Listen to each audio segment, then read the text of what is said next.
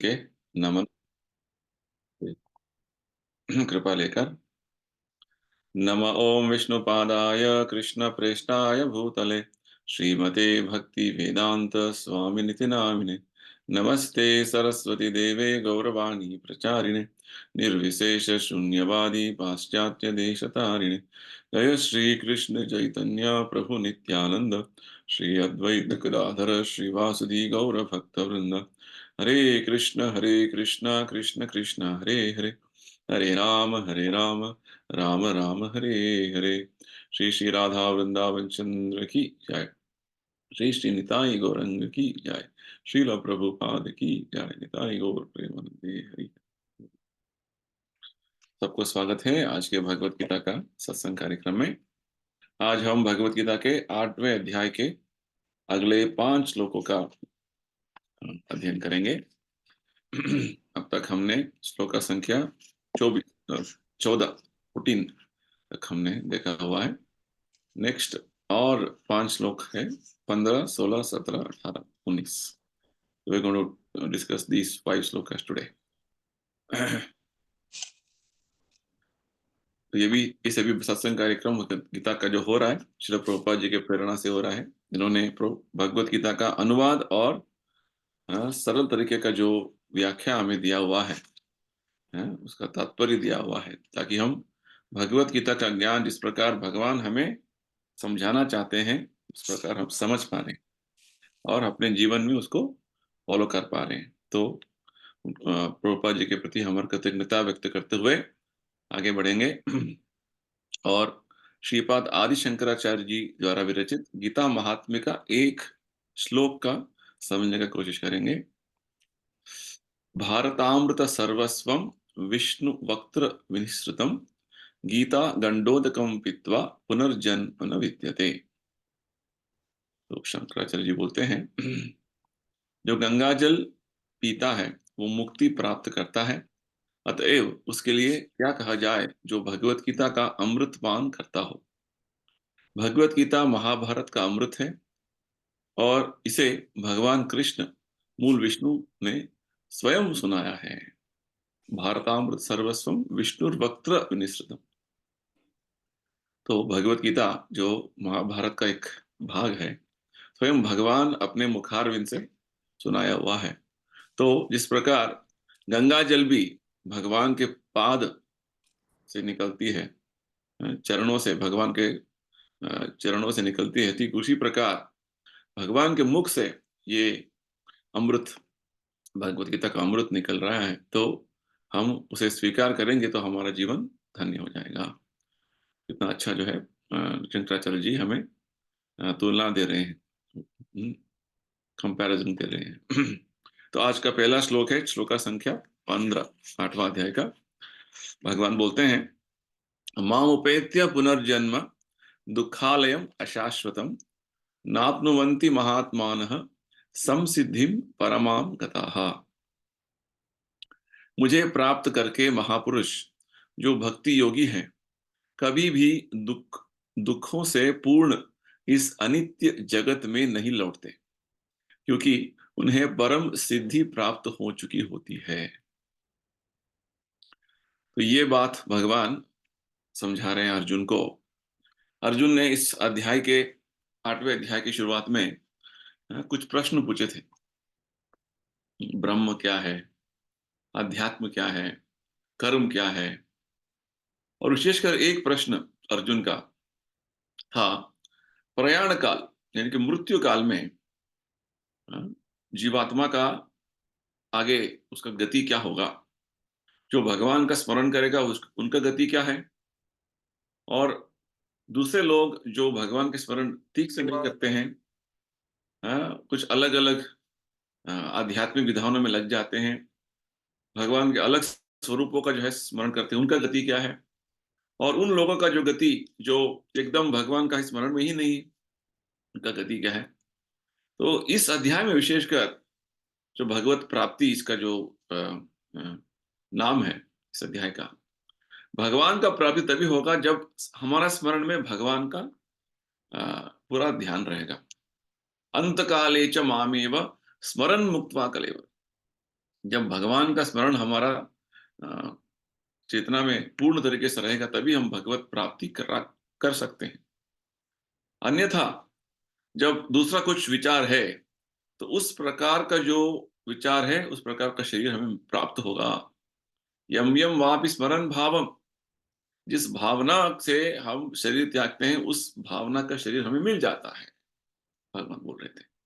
और विशेषकर भगवान ये बोल रहे थे कि बहुत सारे योगाभ्यास है, आध्यात्मिक पद्धतियां हैं, जो योगी और ज्ञानी अलग अलग तरीके से जो अपने ही ढंग से परिपूर्णता का जो है प्रयत्न करते हैं, प्रयास करते हैं। जैसे ज्ञानी, उनका विचार में निराकार ब्रह्मन में लीन हो जाना है, ये उनका जो है अंतिम लक्ष्य है। और योगी परमात्मा का एक स्वरूप का ध्यान करते हैं। उसके बारे में हम पिछले सत्संग कार्यक्रम में चर्चा कर रहे थे। और भगवान हमें बताते हैं कि सभी अन्य आध्यात्मिकवादी जो है, अलग अलग स्तर तक पहुंच सकते हैं। भगवान बताते हैं, विशेषकर अभी अभी जो हमने श्लोका पढ़ा, परमान गतः, परम गति क्या है, सबसे उत्कृष्ट जो अ, अ, गति क्या है, कहाँ पे हमें पहुंचना है। भगवान बोलते हैं मेरे धाम में आना है, गोलोक वृंदावन में जाना है, भगवान बोलते हैं। ये सबसे महत्वपूर्ण बात भगवान यहाँ बता रहे हैं। क्योंकि गोलोक वृंदावन का बात करें तो प्रभुपाद जी हमें बताते हैं, ये जो अ, गोलोक वृंदावन, वृंदावन जो हम देखते हैं यहाँ पे, अ, मथुरा वृंदावन, इसको भौम वृंदावन बोलते हैं। यही जो वृंदावन आध्यात्मिक लोक से, गोलोक वृंदावन से जो नीचे पधारा हुआ है, जो आया हुआ है, उसको बोलते हैं भौम वृंदावन। आध्यात्मिक लोक में, इसको वैकुंठ लोक बोलते हैं, उसमें सबसे श्रेष्ठ लोक है गोलोक वृंदावन। सबसे उन्नत लोक और सबसे जो है उच्चतम लोक है वो गोलोक वृंदावन। वही जो गोलोक वृंदावन इस धरती पर आया हुआ है। तो जैसे भगवान अपने अवतार के बारे में बता रहे थे, चौथे अध्याय में, यदा यदा हि धर्मस्य ग्लानिर्भवति भारत, अभ्युत्थानमधर्मस्य तदात्मानं सृजाम्यहम्। भगवान बता रहे थे। तो जब अधर्म ज्यादा हो जाता है, और मेरे अ, भक्तों का जो है बहुत कष्ट हो जाता है, समस्याएं बढ़ जाते हैं, तो मैं स्वयं उनका रक्षा करने के लिए और दानवों का विनाश करने के लिए मैं अवतरित होता हूँ। अवतार यानी कि भगवान आध्यात्मिक लोक से इस भौतिक संसार में आते हैं। तो ये वृंदावन धाम भी जब भगवान आते हैं, तो उनके वो धाम भी इधर नीचे आता है। तो भगवान इस तरीके से अपने स्वयं आध्यात्मिक शरीर में और अपने आध्यात्मिक लोक लेके आ जाते हैं। तो भगवान यहाँ बता रहे हैं कि जो उनके भक्ति में पूर्ण तरीके से लगे रहेंगे, जैसे 14वें श्लोक में भगवान ने बताया, अनन्य चेता सततम यो माम स्मरति नित्यश, यानी कि जो नित्य भगवान के स्मरण में और सतत तरीके से, यानी कि बिना रोक टोक के वो हमेशा भगवान के स्मरण में जो रहेंगे, भगवान बोलते हैं बहुत सुलभता से हम भगवान को प्राप्त कर सकते हैं। क्योंकि वो भगवान के भक्ति में लगातार हमेशा मग्न रहते हैं। और उनका जो गति क्या है, भगवान यहाँ बता रहे हैं, माम उपेत्य, वो मेरे धाम आएंगे, भगवान बोल रहे हैं, माम उपेत्य। और वो फिर से इस भौतिक संसार में नहीं आएंगे। देखिए भगवान यहाँ पे हमें आध्यात्मिक लोक और भौतिक लोक के अंतर बता रहे हैं, उनका जो दोनों का तुलना कर रहे हैं। क्योंकि ये भौतिक संसार, इसको कुंठ जगत बोलते हैं, जहाँ पे बार बार जन्म मृत्यु होने का जो है ये प्रसंग हो रहा है। भवसागर बोलते हैं, संसार, संसार चक्र बोलते हैं, क्योंकि यहाँ पे जीवात्मा बार बार जन्म लेते हैं, बार बार मृत्यु प्राप्त करते हैं, और ये दुख से भरा हुआ लोक है। बहुत सारे दुख हैं। हाँ, जिसे शास्त्रों में बोलते हैं तापत्रय, यानी कि तीन तरीके का दुख हमेशा जीवात्मा उसका अनुभव करता रहता है। एक है आध्यात्मिक दुख, आध्यात्मिक क्लेश बोलते हैं, जो हमारे मन और शरीर से हम जितना सारे जो दुख महसूस करते हैं, जैसे बहुत ठंड लग रहा है, हैं? और कुछ बीमारी है, मन में बहुत सारा टेंशन चल रहा है, ये इसको बोलते हैं आध्यात्मिक क्लेश, आध्यात्मिक दुख। आदि भौतिक दुख, दूसरे मनुष्य, दूसरे जीवात्मा जो हमें दुख पहुंचाएंगे, जैसे कोई कोर्ट केस में फंस गए हैं, और दूसरा जो है आप रास्ते में चल रहे हैं, कोई कुछ कुत्ता आपको देखकर भौंकता रहता है, पीछे पड़ जाता है, रात को एक मच्छर काट काट देता है आपको। इस तरह की, इसको बोलते हैं आदि भौतिक दुख। और अधिदैविक, अधिदैविक यानी कि जो देवताएं जो हमें दुख देते हैं, हाँ, वो ज्यादा बारिश हो जाएगा, अतिवृष्टि, अनावृष्टि, बहुत ठंड लग रहा है, ये हमारा कंट्रोल में नहीं है, हमें उसको सहना पड़ेगा। इसके बाद गर्मी शुरू हो जाएगा, कुछ महीने के बाद। इस तरीके से बहुत सारे जो प्राकृतिक तरीके के जो कष्ट हैं, जो हर जीवात्मा को उसे सामना करना पड़ता है, इसको दैविक बोलते हैं। सो आध्यात्मिक, अधिभौतिक और अधिदैविक दुख हमेशा है। इसलिए भगवान बोलते हैं इस श्लोक में, जो इस भौतिक दुनिया का जो लक्षण क्या है, दुखालय अशाश्वत, दुख से भरा हुआ लोक है, और ये अशाश्वत लोक है। कोई बोलेगा कि नहीं नहीं, इधर थोड़ा एडजस्ट कर लेंगे, थोड़ा बहुत दुख आएगा उसको थोड़ा ठीक कर लेंगे और चलते जाएंगे। नहीं, इधर पे आप रह नहीं पाएंगे, कितना दिन रहेंगे, कितना साल रहेंगे, क्योंकि ये पुनर्जन्म यानी कि भवसागर, संसार चक्र का ये जो लोक है, यहाँ पे आप शाश्वत नहीं रह सकेंगे, अशाश्वतम भगवान बोल रहे हैं। तो इसलिए भगवान बोलते हैं, महात्मा जो है ये बात समझते हैं। महात्मा शब्द भगवान इधर बता रहे हैं, बोल रहे हैं, महात्मा यानी कि शुद्ध आत्मा है, शुद्ध भक्त जो है महात्मा है। क्योंकि महात्मा जो है भगवान के अनुसार गीता में, कोई साधारण व्यक्ति नहीं है, कोई राजनीतिक व्यक्ति नहीं है, वो शुद्ध भक्त है, तो भगवत धाम प्रवेश कर सकता है, वो महात्मा कहलाता है। तो महात्मा को ऐसे जो परिपूर्णता मिलेगा, जीवन का सार्थकता मिलेगा, कि वो अपने जीवन का अवधि में पूर्ण तरीके से भगवत धाम जाने का तैयारी करेगा, और अंत में भगवत धाम जाएगा। भगवान ही बोल रहे हैं। तो उसका लक्षण क्या है, भगवान ने बता दिया है।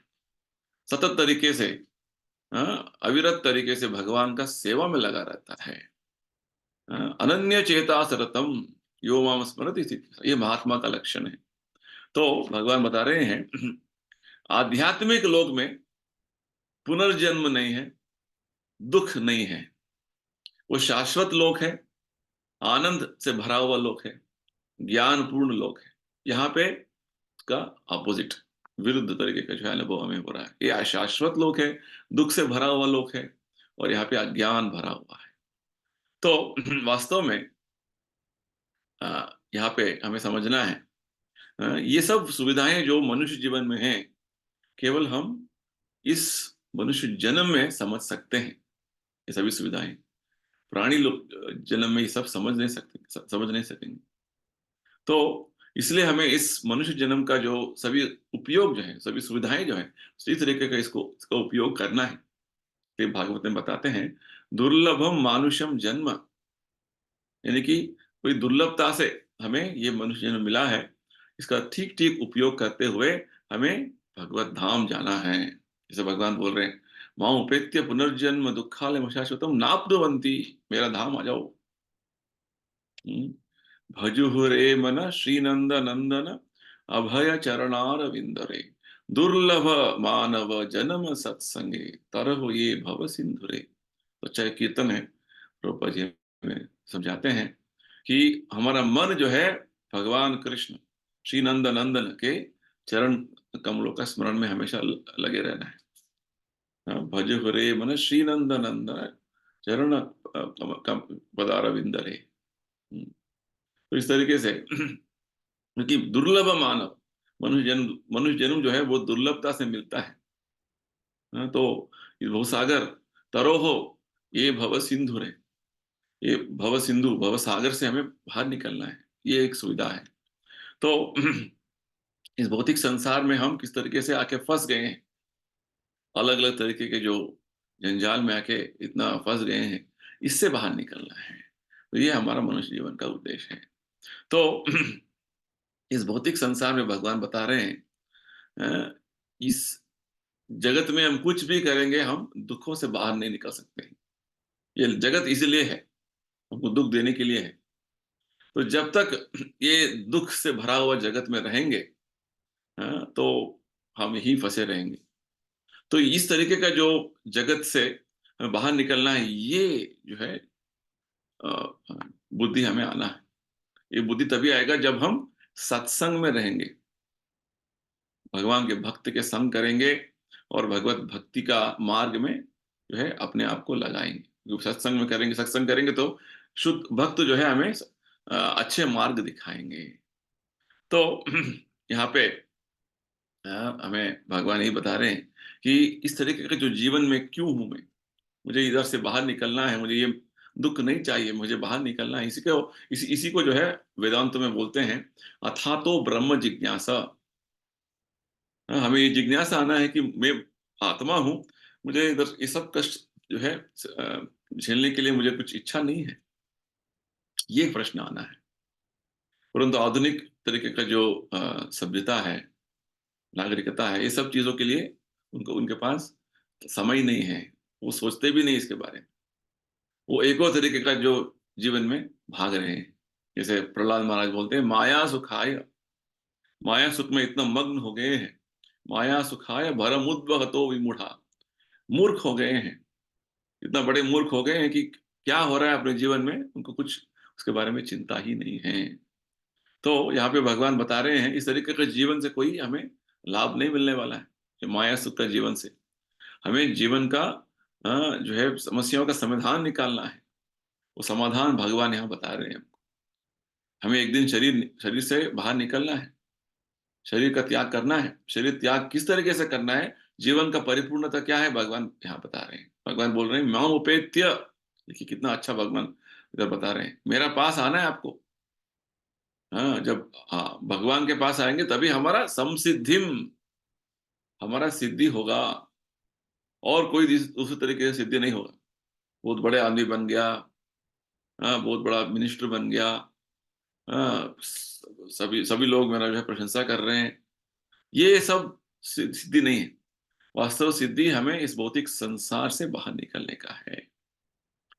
तो ऐसा नहीं कि बस हम ऊपर जाएंगे नीचे जाएंगे, हम चंद्रलोक जाएंगे उधर जो ये जाएंगे, इसे ऐसा सोचना गलत है। तो ये बात आगे भगवान नेक्स्ट श्लोक में बताने वाले हैं। कोई बोलेगा हाँ आप बोल रहे हैं भगवत धाम जाना है, हम तो चंद्रलोक जाते हैं, अभी हम बहुत अलग अलग लोगों का जो है प्रयाण करने में लगे हुए हैं। तो वो भी ठीक है ना, यहाँ पे नहीं रहेंगे दूसरे लोक में जाएंगे। तो भगवान बोलते हैं वो भी ठीक नहीं है। हम्म, भगवान अगले श्लोक में बताएंगे। श्लोक का संख्या 16, 8वें अध्याय का। आ ब्रह्म भुवनालोक पुनरावर्तिनो अर्जुन माओपेत्य तो कौन्तेय पुनर्जन्म न विद्यते। इस जगत में सर्वोच्च लोक से लेकर निम्नतम सारे लोक दुखों के घर है, जहां जन्म तथा मरण का चक्कर लगा रहता है।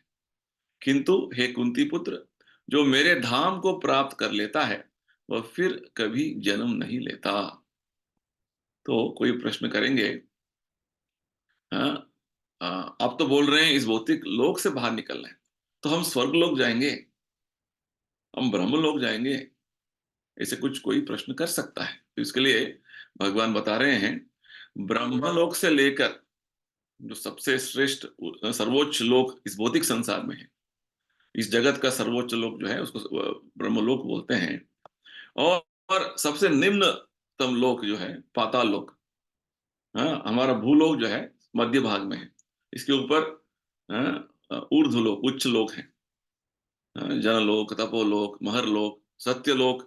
सत्यलोक जो है ब्रह्मलोक सबसे ऊपर सबसे उच्चतम सर्वोच्च लोक है इस भौतिक संसार में। और नीचे अतल वितल सुतल इसे पाताल तक है। 7 ग्रहलोक नीचे, 7 ग्रहलोक ऊपर।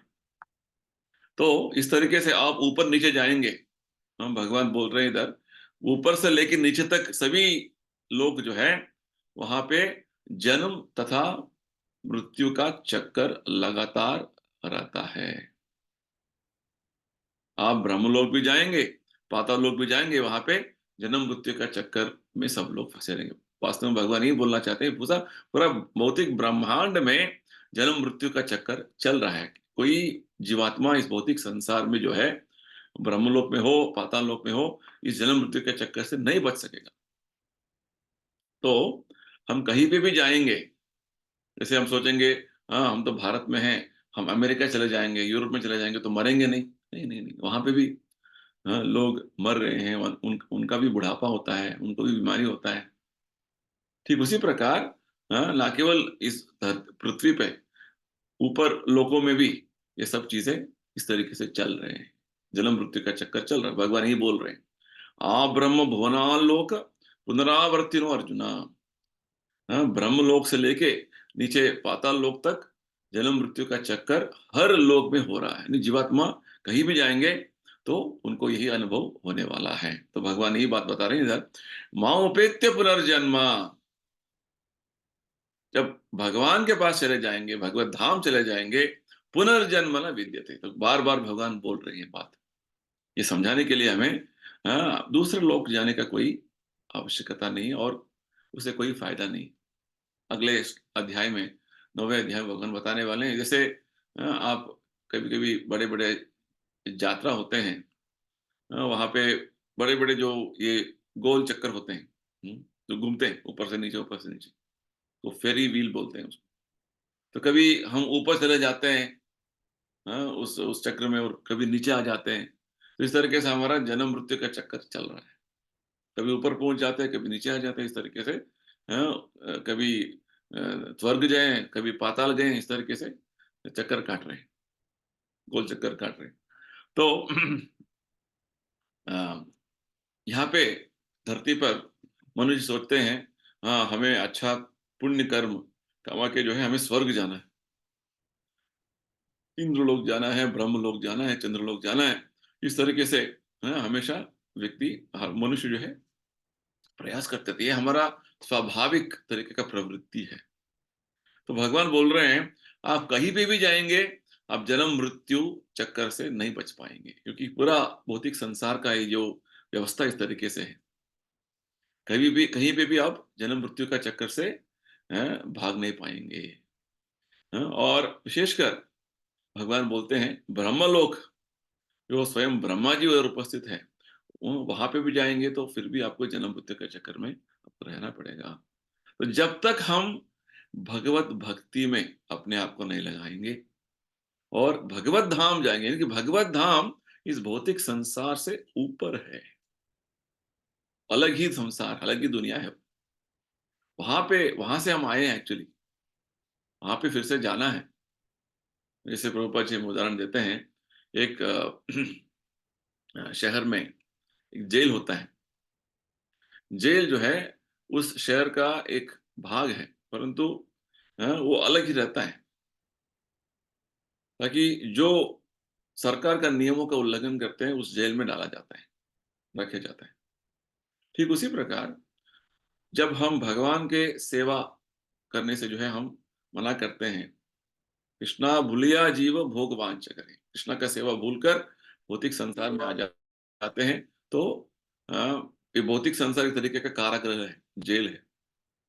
तो जब तक हम सुधरेंगे नहीं अपने आप को और समझेंगे नहीं कि भगवत धाम हमें जाना है, भगवान का सेवा करना है, तब तक इस भौतिक संसार में बंधे रहेंगे। तो ये बात भगवान बता रहे हैं। तो ये भौतिक संसार यानी कि ब्रह्मलोक, चंद्रलोक, इंद्रलोक, स्वर्गलोक, पाताल लोक, सभी लोग इस ये जो जेल का अलग अलग जो है लेवल्स है, स्तर है बस। कहीं भी जाएंगे तो आप जन्म मृत्यु का चक्कर में बंधे रहेंगे, ये बात हमें समझना है। तो हमें ऐसा नहीं सोचना है कि हाँ हमें चंद्रलोक चले जाएंगे, स्वर्गलोक चले जाएंगे तो हमारा दुख खत्म हो जाएगा।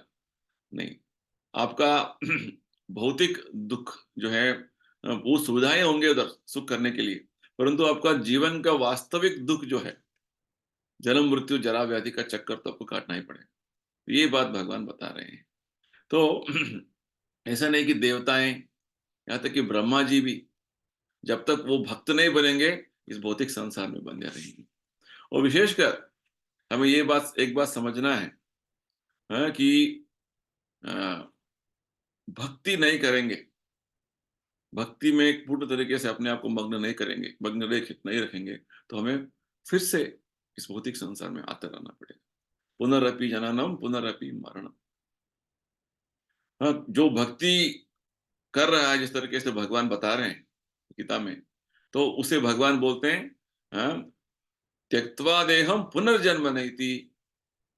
चौथे अध्याय में हमने सुना है भगवान क्या बोलते हैं अर्जुन को, हाँ, जन्म कर्म चमे दिव्यम एवं यो वेत्ति तत्वतः त्यक्त्वा देहम पुनर्जन्म नैति मामेति सो अर्जुन। यानी कि जब हम भगवान के भक्ति में पूर्ण तरीके से मग्न हो जाते हैं, भगवान आश्वासन देते हैं, ये शरीर त्यागने के बाद हम भगवत धाम जाएंगे। देखिए, इतना आश्वासन भगवान हमें दे रहे हैं। भक्ति नहीं करेंगे तो यहीं पे चक्कर काटते रहेंगे। इतना बड़ा जो है बात भगवान हमें समझा रहे हैं। तो प्रभुपाद जी हमें तात्पर्य में समझाते हैं कि बहुत सारे जो हवन हैं, बहुत सारे जो विधि विधान हैं, पूजा कर्म हैं, जिसको करने से आपको अलग अलग स्वर्ग लोक प्राप्ति होगा, आपको ये जो है लोक प्राप्ति होगा, बहुत सारे जो है विधि विधानों का वर्णन वेदों में है। परंतु हमें ये समझना है, कोई भी लोक में जाएंगे, वो लोक जैसे यहाँ पे भगवान बता रहे हैं, ब्रह्मलोक तक जो जगह है, वहां पे फिर से जन्म मृत्यु का चक्कर रहता ही है। तो इसलिए हमें समझना है, कि इस भौतिक संसार से बाहर निकलना है, उसको बोलते हैं मुक्ति। केवल इस पृथ्वी से निकल के हम दूसरे लोक में जाएंगे, वो मुक्ति नहीं। जैसे प्रभुपाद जी हमें उदाहरण देते हैं, आपको एक जेल जो है जिसमें जहाँ पे ठीक से सुविधाएं नहीं है, वहां से निकाल के आपको एक और अच्छा जेल में रखेंगे जहाँ पे थोड़ा सुविधाएं हैं। उससे ऐसा नहीं बोल सकते कि अब जेल से बाहर हो गए। प्रभुपाद जी बोलते हैं, A class jail, B class jail, C class jail, खाली आप अलग अलग जेल में अपना जो है समय बिता रहे हैं। ये मुक्ति नहीं है। मुक्ति यानी कि इस भौतिक शरीर से बाहर निकलना, भौतिक बंधन से बाहर निकलना, ये बात है। तो भगवान ने भी हमें समझाया, कि भगवत धाम जाना, परमाम गतः, परम गति वही है जब भगवत धाम जाएंगे। और इस भौतिक संसार में किसी भी लोक में जाएंगे, सबसे श्रेष्ठ लोक जो है भौतिक संसार के ब्रह्म लोक में जब जाएंगे, वहां पे भी जन्म मृत्यु का चक्कर है। हम्म? आगे भगवान एक और बहुत अच्छा बात बताएंगे। वो ब्रह्मलोक में तो काफी लंबा जो है जीवित रह सकते हैं, वहां पे मृत्यु का बात ही नहीं है, जैसे सुना है हमने। तो उसके बारे में भगवान क्या बोलते हैं देखेंगे। तो अगले श्लोक, श्लोक का संख्या 17।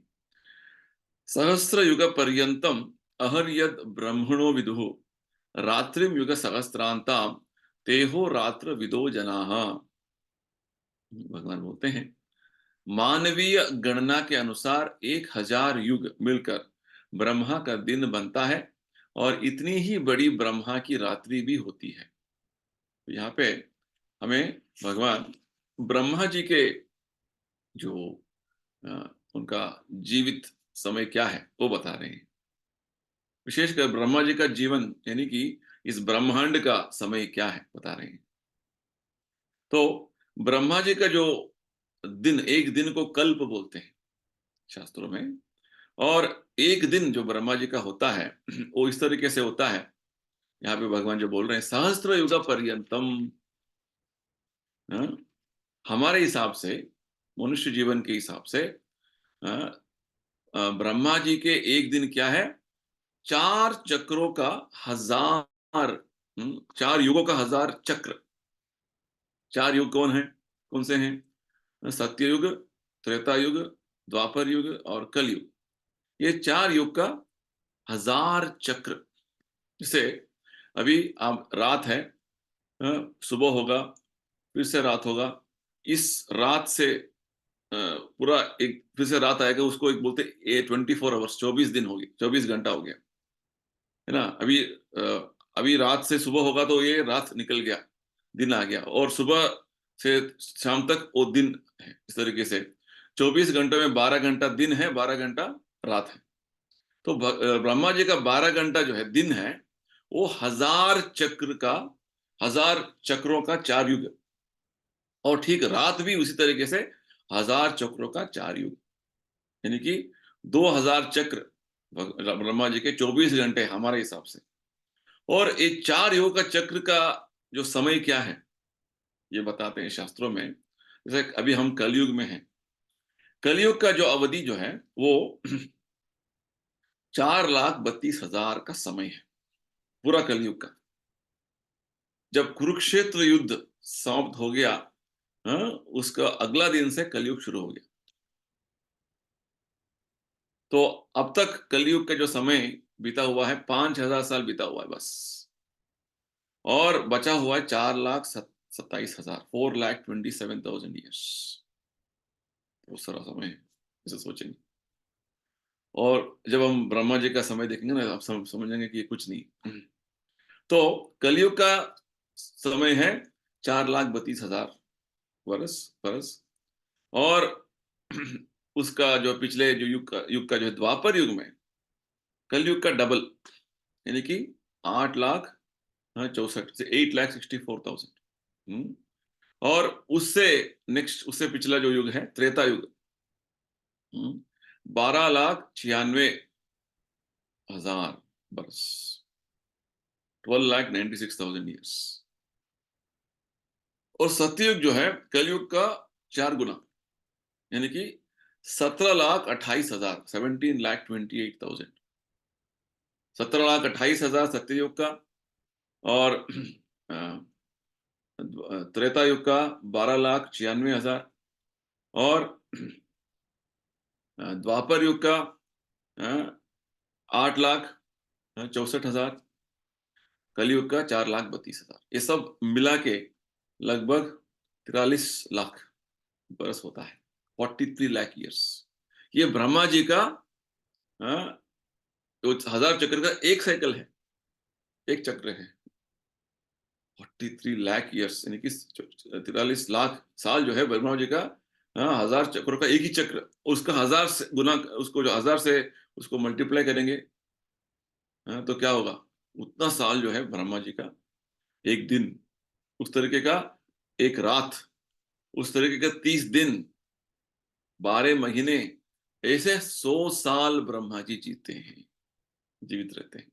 लगता है कि ओ इतना ज्यादा साल जीते हैं। प्रभुपाद जी हमें तात्पर्य में बताते हैं कि ये जो अंग्रेजी का कैलकुलेशन है, इंग्लिश कैलकुलेशन में होता है 311 ट्रिलियन और 40 मिलियन, हमारे हिसाब से इतना साल होता है। 311 ट्रिलियन के बहुत लंबा जो है उनका जीवित समय है, ऐसा लगता है। फिर भी जब हम देखेंगे ब्रह्मांड के, भगवान के दृष्टिकोण से, आध्यात्मिक दृष्टिकोण से, सनातन समय के दृष्टिकोण से देखेंगे, तो ये बहुत छोटा सा एक क्षण है। जैसे बारिश के समय में बहुत जो है एक बिजली चमकती है ना, इस तरीके का, एक तरीके का एक बिजली चमकने जैसा एक समय है बस। प्रभुपाद जी तात्पर्य में बताते हैं कि भवसागर में, जिसे कारण समुद्र बोलते हैं, वहां पे ऐसे बहुत सारे ब्रह्मांड हैं, जो ब्रह्मांड का सृष्टि हो रहा है, कुछ ब्रह्मांडों का विनाश हो रहा है। जैसे बहुत बड़े समुद्र में, अटलांटिक समुद्र में, पैसिफिक समुद्र में, महासागर में क्या होता है, बहुत सारे जो है लहरें आते हैं, उसमें बहुत सारे जो बबल्स आते हैं वो चले जाते हैं। उस तरीके से ये ब्रह्मांडों का सृष्टि होता है, ब्रह्मांड का नष्ट हो जाता है। ब्रह्मा जी प्रार्थना करते हैं भगवान कृष्ण के प्रति सम्मुख, वो बोलते हैं, यश्वास निश्वसित काल मथावलंब्य जीवंति लोम विलजा जगदंडनाथ। महाविष्णु जब निश्वास, श्वास जो है छोड़ते हैं, तो ब्रह्मांड उनके जो जो जो रोम के जो रंध्र से निकलते हैं, और जब श्वास अंदर लेते हैं तो सभी ब्रह्मांड वापस आ जाते हैं। तो ये ब्रह्मांड का समय है विष्णु जी के हिसाब से, महाविष्णु के हिसाब से। और ये जो समय जो विष्णु के हिसाब से जो है, ब्रह्मा का समय है बस। ये जो है हमें समझना, ये समय क्या है, क्योंकि भगवान का यही बोलने का अर्थ है। जो हम सोचते हैं कि बहुत बड़ा समय है, वो आध्यात्मिक दृष्टिकोण से, सनातन तरीके के दृष्टिकोण से वो एक क्षण है बस। जैसे प्रभुपाद जी हम एक और उदाहरण देते हैं। दिवाली के समय बहुत सारे जो एक कीड़े आ जाते हैं, दिवाली पोका बोलते हैं उसको, वो लाइट से बहुत अट्रैक्ट हो जाते हैं, आकर्षित हो जाते हैं। हम रात को जो है देखेंगे इतने सारे जो है लाइट से वो अट्रैक्ट हो रहे हैं, और सुबह देखेंगे ढेर सारा जो है वो दिवाली पोका मर के गिरे हुए हैं एक जगह पे। उनका समय उतना ही है। वो रात को रात से पहले जन्म होता है, पूरा रात जो है उनका जीवन हो जाता है और सुबह मर जाते हैं। उनको बोलेंगे ये मनुष्य का एक जो जीवात्मा है, उनका समय क्या है? आपको तो खाली एक रात लाइफ चला गया, आपका लाइफ उतना ही है। ऐसे वो इतना जो है उनका ऐसे एक जो 30 महीना होता है, एक दिन होता है, एक 30 महीना, एक महीना होता है 30 दिन का, उनका 1 साल होता है, ऐसे 100 साल जीते हैं, तो उनको लगता है इतना बड़ा जीवन है। से हमें हमें लगता है कि ब्रह्मा का जीवन इतना बड़ा विस्तार से उनका जीवन चल रहा है, इस तरीके से। तो वास्तव में यहाँ पे भगवान हमें यही बोलना चाहते हैं, ब्रह्मा जी का जीवन समय जो है बहुत लंबा लगता है, बहुत अद्भुत लग रहा है हमको। वहाँ जाएँगे तो हमें मरना नहीं है। नहीं, वहाँ पे भी हमें मृत्यु होना है। जैसे ब्रह्मा जी का लाइफ भी एक दिन खत्म होने वाला है। जन्म मृत्यु जरा व्याधि का चक्कर में ब्रह्मा जी भी हैं। तो जो व्यक्ति भगवत सेवा में लगा हुआ है, उसका यही जीवन अंतिम जन्म जीवन है। तो प्रभुपाद जी हमें समझाते हैं कि जब तक हम भगवत भक्ति नहीं करेंगे, तब तक इस भौतिक संसार में बंधे रहेंगे। मनुष्य जीवन का उद्देश्य भगवत भक्ति करने का है, और कुछ नहीं करने का है। जब तक भगवत भक्ति नहीं करेंगे, भौतिक बंधन में बंधे रहेंगे। तो ये सभी वर्णन भगवान हमें इसी इसी कारण दे रहे हैं, कि हमें समझना है कि उधर जाना, इधर जाना, ये सब प्लान करना छोड़ देना है। भगवत धाम प्राप्त करना है बस, ये प्लान करना है, ये योजना करना है, और इसके लिए तैयारी करना है। पूरा भगवत गीता हमें इसी के लिए तैयार कर रहा है। इस तरीके से भगवत धाम जाना है। और भगवत धाम जाने के लिए भगवान क्या बोलते हैं? मन्मना भव मद्भक्तो मद्याजी माम नमस्कुरु मामेव सत्यम ते प्रतिजाने प्रियोसी में। मेरे स्मरण करो, मेरे भक्त बनो, मेरा पूजा करो, मुझे नमस्कार करो, मैं अवश्य तुम्हें मेरे भगवत धाम लेके जाऊंगा। भगवान बोल रहे हैं, खाली 4 चीज बोल रहे हैं बस। भगवान का स्मरण कैसे करेंगे? हरे कृष्ण मंत्र जप करके कर सकते हैं आराम से। केवल हरे कृष्ण मंत्र जप करेंगे और वही मंत्र को सुनेंगे, बोलते बोलते सुनेंगे, तो भगवान का स्मरण हो गया, भगवान का चिंतन हो गया। और जब ये भगवान के स्मरण चिंतन कर रहे हैं, भगवान के भक्त बन गए। हम्म। और भगवान का पूजा, यानी कि भगवान को जो आप खाते हैं भोग लगाइए, बस भगवान का पूजा हो गया। भगवान का नमस्कार करना बहुत आसान है। तो इतना हर दिन करेंगे तो भगवान हमें आश्वासन देते हैं, कि वो हमें भगवत धाम वापस लेके जाएंगे। तो ये हमारा जीवन का उद्देश्य होना है, और कुछ नहीं, दूसरा। ठीक है। तो आगे भगवान इसी का और कुछ थोड़ा वर्णन देने वाले हैं। 18 और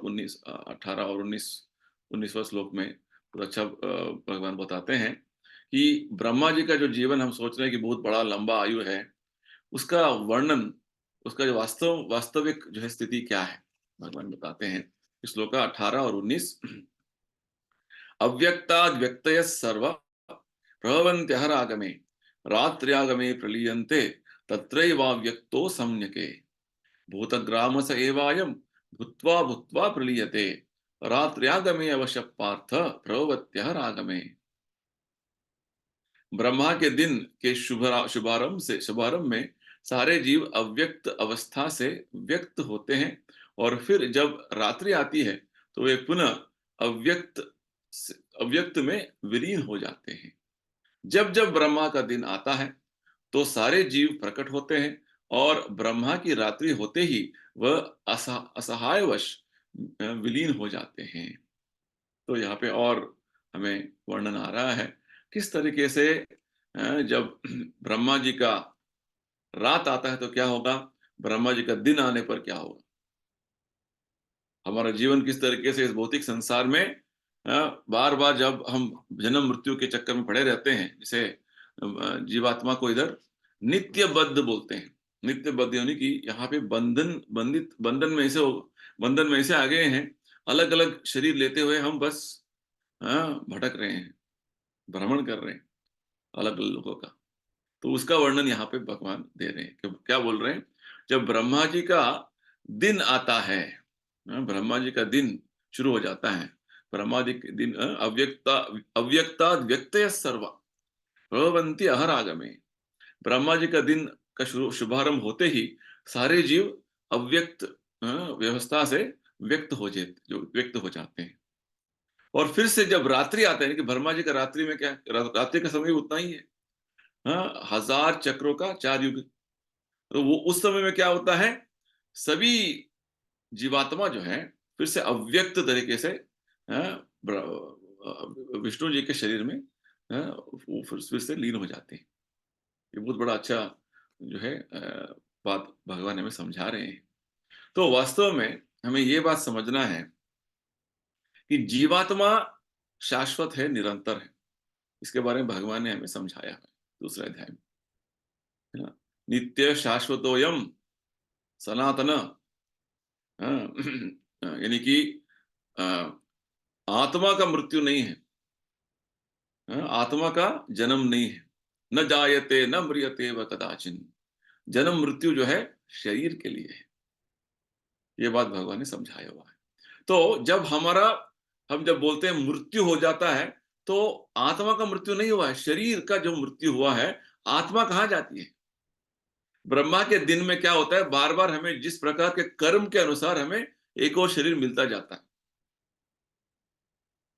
हाँ, इसलिए उन जीवात्मा जो भौतिक संसार में बार बार जन्म लेते जाते हैं उसको बोलते हैं नित्यबद्ध। प्रभुपाद जी बोलते हैं उसका बुद्धि अल्प है, अल्प बुद्धि वाले हैं। वो अल्प बुद्धि वाले लोग इसी भौतिक संसार में अलग अलग तरीके से रहकर अलग अलग तरीके का जन्म देते रहते हैं। कभी जो है ऊर्ध्व लोक यानी कि ऊपर के लोकों में जाते हैं, कभी नीचे आ जाते हैं। इस तरीके से भ्रमण करते जाते हैं। तो ब्रह्मा जी का रात आने पर क्या होगा, जीवात्मा का जो गति क्या होगा, उस समय में उनका भौतिक शरीर नहीं रहेगा। हाँ, वो क्या करते हैं, उनका क्या होता है, उनका सूक्ष्म शरीर के साथ आत्मा जो है विष्णु जी के शरीर के अंदर चला जाता है, महाविष्णु के शरीर के अंदर चला जाता है। और हाँ, महाविष्णु के शरीर के अंदर चला जाता है। फिर से जो है विष्णु जी का शरीर से जब फिर से ब्रह्मा जी का दिन होता है, फिर से व्यक्त होता है। यानी कि विष्णु जी फिर से उन जीवात्मा को भौतिक प्रकृति में प्रवेश कराते हैं अलग अलग शरीरों के माध्यम से। और फिर से ब्रह्मा जी का दिन होते ही, जैसे हम रात को क्या होता है, रात को सो जाते हैं, अपने आप को भूल जाते हैं, हम एक और दुनिया में रहते हैं, सपनों की दुनिया में रहते हैं। ये जो स्थूल शरीर जो लेटा हुआ है बिस्तर पर, एकदम हमें कुछ होश नहीं है ना। तो सुबह फिर से आने पर क्या होता है, फिर से जागृत हो जाते हैं, फिर से याद करते हैं, हाँ मैं वो कर रहा हूँ, मुझे वो करना है, मुझे ये करना है, मैं वो कर रहा था, मैं ये कर रहा था, इस तरीके से याद आ जाता है। ठीक उसी प्रकार हाँ, ब्रह्मा जी का दिन आने पर, ब्रह्मा जी का दिन यानी कि 1000 चक्रों का 4 युग, बहुत लंबा समय, वो सारे जन्म लेते रहेंगे, अलग अलग शरीर लेते रहेंगे। इसीलिए प्रभुपाद जी बोलते हैं हमें तात्पर्य में, जो व्यक्ति अल्प बुद्धि वाले हैं इस तरीके से अलग अलग शरीर लेते हैं। जैसे एक उदाहरण के जो है माध्यम से समझ सकते हैं। एक जो है विद्यार्थी एग्जाम ठीक से नहीं लिखा है, पढ़ाई नहीं करता है, तो उसी क्लास में बैठा रहेगा, साल बीते जाएंगे, बस वो आगे नहीं बढ़ रहा है। ठीक उसी प्रकार प्रभुपाद जी मेरे को उदाहरण देते हैं। आप अच्छा जो है रेलवे कंपार्टमेंट में बैठे हैं, एसी कंपार्टमेंट में बैठे हैं, ट्रेन में, और वहां पे जो है आपको सभी सुविधाएं मिल रहे हैं, खाना हो रहा है, अच्छा सा एसी चल रहा है, जो जो चाहिए सब कुछ व्यवस्था है। बस खाली ट्रेन जो है आगे नहीं बढ़ रहा है, जहां पे रुका है वही रुका है। तो उससे क्या फायदा होगा आपको? कोई फायदा नहीं है। आपका अब तो आगे नहीं बढ़ रहे, बस जहाँ पे हैं वहीं पे हैं। तो अ, हमारा अलग-अलग जीवन, अलग-अलग जो शरीर हमें मिलता है, उसमें केवल हम इंद्रिय तृप्ति करते जाएँगे, तो ठीक उसी प्रकार रहेगा जैसे प्रभुपाद जी बोल रहे हैं, अल्प बुद्धि वाले हैं क्या? मनुष्य जन्म हमें मिला हुआ है, हमारा बुद्धि ठीक से प्रयोग उपयोग करके आगे बढ़ने के लिए, इस भौतिक संसार से बाहर निकलने के लिए। तो भगवान हमें बहुत अच्छा जो है इधर ज्ञान दे रहे हैं। ब्रह्मा जी का दिन में फिर से हम हमें भौतिक शरीर, अलग-अलग तरह के शरीर मिल जाते हैं और भटकते रहते हैं। ब्रह्मा जी का रात पर क्या होता है? हमें शरीर नहीं मिलता है, हम अपने सूक्ष्म शरीर में आत्मा के साथ विष्णु जी के शरीर में समा जाते हैं, और फिर से दिन आने पर फिर से व्यक्त हो जाते हैं। यही बात भगवान बोल रहे हैं। अव्यक्त और व्यक्त। दिन में व्यक्त हो जाते हैं, और रात को अव्यक्त हो जाते हैं। अव्यक्तः व्यक्तयात् सर्वः, इस तरीके से। और आगे 19वें श्लोक में भगवान क्या बोलते हैं? और इस तरीके से जब जब ब्रह्मा का दिन आता है तो सारे जीव प्रकट होते हैं। भूतग्राम स एवायं भूत्वा भूत्वा प्रलीयते रात्र्यागमे अवश्य पार्थ प्रवृत्त्यः रागमे। और ब्रह्मा की रात्रि होते ही असहायता पूर्वक हुँ, वो विलीन हो जाते हैं। यानी कि भगवान हमें ये बताना चाहते हैं कि अ, अवशः अवश्य, यानी कि हम, हमारा हाथ में कुछ नहीं है। हम जब जब अ, प्रकृति के प्रभाव में रहते हैं, तो हम असहाय होते हैं। असहायता से हमें शरीर छोड़ना पड़ेगा। जब बुलावा आएगा तो बस हमें शरीर छोड़ के जाना पड़ेगा। मुझे वो करना है, मुझे ये करना है, 1 सेकंड भी टाइम नहीं रहेगा। प्रभुपाद जी उदाहरण देते हैं, जब वो जो प्रयागराज में थे, बिज़नेस कर रहे थे। कोई स्वयं अपने एक मित्र थे, वो मृत्यु काल में थे, मृत्यु के जो है समय था उनका। तो वो डॉक्टर से पूछ रहे हैं मरने के समय में, डॉक्टर मुझे बस और 4 साल दे दीजिए, कुछ काम अधूरे रह गए हैं, वो कर लूँगा। डॉक्टर 1 सेकंड में दे सकते हैं, है ना? डॉक्टर के पास कुछ नहीं। तो इसको बोलते हैं असहायता, अवशः। रात्र्यागमे अवश्य पार्थ प्रवृत्त्यः रागमे। इस तरीके से भगवान बोल रहे हैं कि अ, जो भगवान के निर्देशन पर सब कुछ चल रहे हैं, और जीवात्मा अलग-अलग शरीर कर्मणा दैव नेत्रेण, अपने कर्म के अनुसार अलग-अलग शरीर प्राप्त कर रहे हैं, और जन्म मृत्यु के चक्कर में बंधे हुए हैं। जब तक हम भगवत भक्ति में नहीं लगेंगे, ये जन्म मृत्यु के चक्कर में हमेशा लगे रहेंगे, जन्म मृत्यु का चक्कर काटते रहेंगे। तो इससे बाहर निकलना है। यही बात भगवान हमें समझाने वाले हैं। तो आगे श्लोकों में भगवान हमें आध्यात्मिक लोक का परिचय देंगे। वो हमें, हम अगले जो है सत्संग कार्यक्रम में इसका अध्ययन करें। तो किसी को कुछ प्रश्न है, कुछ क्लैरिफिकेशन है तो पूछ सकते हैं।